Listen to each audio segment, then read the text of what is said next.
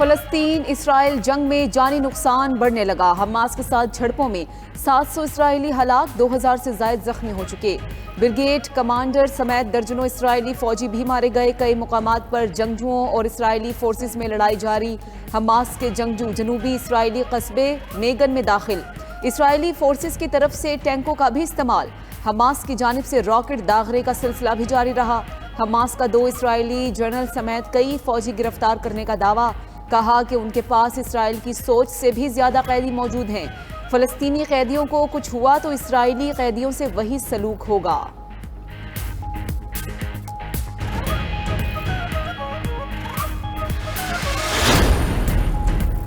غزہ کی صورتحال کے حوالے سے سعودی اور امریکی وزرائے خارجہ کا دوبارہ ٹیلی فونک رابطہ۔ شہزادہ فیصل بن فرحان اور اینٹنی بلنکن کے درمیان غزہ کی صورتحال پر گفتگو۔ فلسطین اور اسرائیل کے درمیان کشیدگی کم کرنے کے حل تلاش کرنے پر اتفاق۔ دونوں وزرائے خارجہ کا کشیدگی کم کرنے کے لیے عالمی برادری کو کردار ادا کرنے پر زور۔ فریقین کے درمیان کشیدگی کو کم کرنے والی کوششوں اور پیش رفت کا بھی جائزہ لیا گیا۔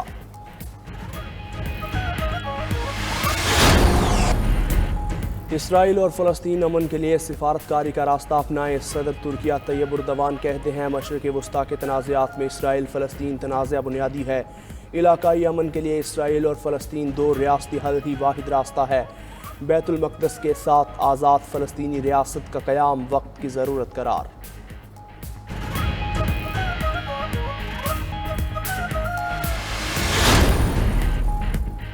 حماس کے مجاہدین نے گریٹر اسرائیل کا خواب چکنا چور کر دیا۔ قائد اعظم نے کہا تھا اسرائیل ناجائز ریاست ہے، تسلیم نہیں کریں گے۔ امیر جماعت اسلامی سراج الحق کا کراچی میں گورنر ہاؤس کے سامنے دھرنے کے شرکاء سے خطاب۔ بولے حماس کے مجاہدین نے ثابت کر دیا اللہ غالب ہے۔ مجاہدین نے یہودیوں کو اب تک کا سب سے بڑا نقصان پہنچایا۔ حکمرانوں کو چاہیے فلسطین کی حمایت میں آگے آئیں، کوئی ساتھ دے یا نہ دے، جماعت اسلامی فلسطین کے ساتھ ہے۔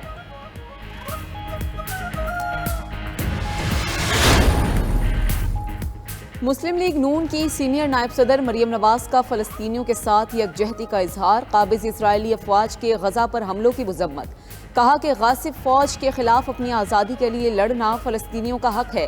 پیپلز پارٹی کی سینیٹر شیری رحمان کا فلسطین اسرائیل صورتحال پر اظہار تشویش، کہا کہ فلسطینیوں کو انصاف ملنے تک تشدد کا سلسلہ جاری رہے گا۔ JUI آئندہ جمعہ کو ملک بھر میں فلسطینیوں سے اظہار یکجہتی کرے گی۔ فضل الرحمان کہتے ہیں کہ فلسطینی مجاہدین کا اسرائیل پر حملہ تاریخ کی کامیابی ہے۔ دنیا سمجھ رہی تھی کہ مسئلہ فلسطین مردہ بن چکا، ہمارے ہاں ایک طبقے نے اسرائیل کو تسلیم کرانے کی ناکام کوشش کی۔ شیر کو نکالنے والے کئی آئے، شیر وہیں کھڑا ہے۔ نواز شریف کے بغیر پاکستان رل گیا، پوری قوم مشکلات سے دوچار ہے۔ دکھوں میں لوگوں کو نواز شریف یاد آتا ہے۔ نواز شریف 21 اکتوبر کو واپس آ کر عوام کے دکھوں کو ختم کر دے گا۔ نون لیگ کی چیف آرگنائزر مریم نواز کا جلسے سے خطاب، کہا نواز شریف نے اقتدار کے دن کم اور مشکلات کے زیادہ دیکھے۔ لوڈ شیڈنگ اور دہشت گردی نواز شریف کے دور میں ختم ہوئی۔ نواز شریف دور میں چینی 50 اور آٹا 35 روپے کلو تک رہا۔ نواز شریف کو اقتدار سے نہ نکالا جاتا تو کیا ملک کا آج یہ حال ہوتا؟ گھڑی چور اور اس کے وزیروں نے خدمت کی بجائے گالم گلوچ کی۔ نون لیگ کا لاہور میں سیاسی پاور شو، جلسے میں بڑی تعداد میں کارکن شریک ہوئے۔ نون لیگ کے سابق وزیر اعظم نواز شریف کے استقبال کی تیاریاں تیز۔ سندھ کے علاقے مٹیاری میں بھی کارکنان کا اجتماع۔ مریم نواز نے ٹیلی فونک خطاب کیا۔ سابق گورنر محمد زبیر نے سندھ میں آئندہ نون لیگ کی حکومت کا دعویٰ کر دیا۔ بولے کہ نواز شریف چوتھی بار وزیر اعظم بن کر 5 سال پورے کریں گے۔ سابق وفاقی وزیر رانا تنویر کا شرقپور شریف میں ورکرز کنونشن سے خطاب، بولے کہ نواز شریف کو پاکستان کو ترقی کی راہ پر گامزن کرنے کی ہر دفعہ سزا دی گئی۔ نواز شریف کو بیٹے سے تنخواہ نہ لینے پر تاحیات نااہل قرار دینا قانون کے ساتھ مذاق ہے۔ MKM پاکستان کا 15 اکتوبر کو اورنگی میں عوامی جلسے کا اعلان۔ خالد مقبول صدیقی نے کراچی میں نیوز کانفرنس کرتے ہوئے کہا جاگیردارانہ نظام کے خاتمے تک پاکستان اپنا مقصد حاصل نہیں کر سکتا۔ کسی بلدیاتی انتخابات کو نہیں مانتے۔ نئی حلقہ بندیوں کے مطابق دوبارہ بلدیاتی الیکشن کروائے جائیں۔ پاکستان کے استحکام کو خطرے میں ڈالنے والوں کے خلاف ایکشن ہونا چاہیے۔ ایرانی ڈیزل کی اسمگلنگ کے خلاف بھی کارروائی کی جائے۔ اسرائیلی جارحیت پر عالمی طاقتوں کو ذمہ داری کا مظاہرہ کرنا چاہیے۔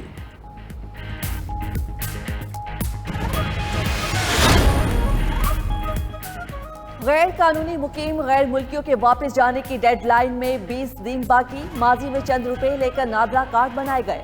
اب ریاست نے غیر قانونی مقیم غیر ملکیوں کو ان کے ملکوں میں واپس بھیجنے کا فیصلہ کر لیا۔ نگراں وزیر اطلاعات بلوچستان جان اچکزئی کی کراچی میں نیوز کانفرنس کہتے ہیں ملک میں 13 لاکھ افغان غیر قانونی طور پر مقیم ہیں۔ جن لوگوں کا باقاعدہ پناہ گزینوں کا سٹیٹس ہے ان کو کچھ نہیں کہہ رہے۔ پاکستان نے 40 سال تک تارکین وطن کا بوجھ اٹھایا۔ پاکستانی معیشت کو $150 ارب کا نقصان پہنچا۔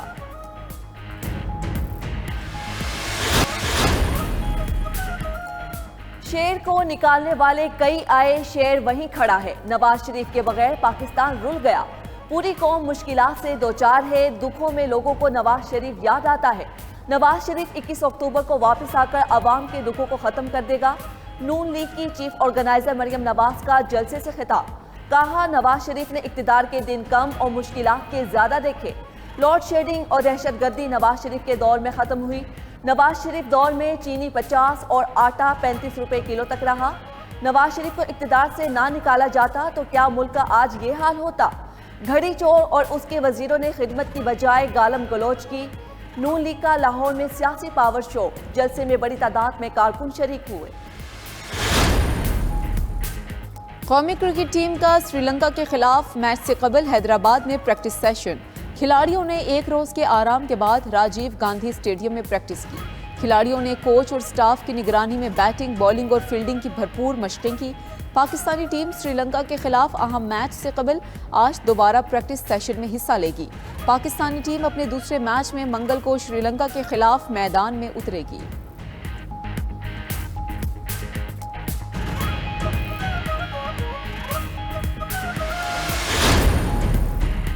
کرکٹ ورلڈ کپ میں میزبان بھارت کا فاتحانہ آغاز۔ کوہلی کا کیچ گرا کر کینگروز نے میچ بھی گنوا دیا۔ بھارت نے آسٹریلیا کو 6 وکٹوں سے شکست دے دی۔ 200 رنز کا ہدف 4 وکٹوں پر 42ویں اوور میں پورا کیا۔ راہول 97 اور کوہلی 85 رنز بنا کر نمایاں رہے۔ آسٹریلیا کو ٹاس جیت کر بیٹنگ کا فیصلہ مہنگا پڑا۔ 199 رنز پر پوری ٹیم ڈھیر۔ جڈیجا کے 3 شکار، یادیو اور بمراہ نے 2 وکٹیں حاصل کیں۔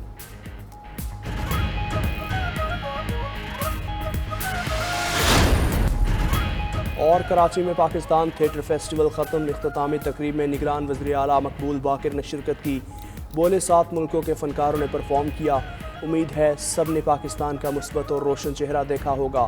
ملک کے موجودہ حالات میں ایسے فیسٹیول کا انعقاد خوش آئند عمل ہے۔